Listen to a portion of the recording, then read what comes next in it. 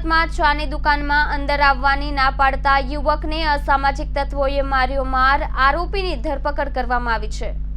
સુરતમાં ફરી એકવાર અસામાજિક તત્વો બેફામ બનીને સામાન્ય લોકોને માર મારતા હોવાનું સામે આવી રહ્યું છે।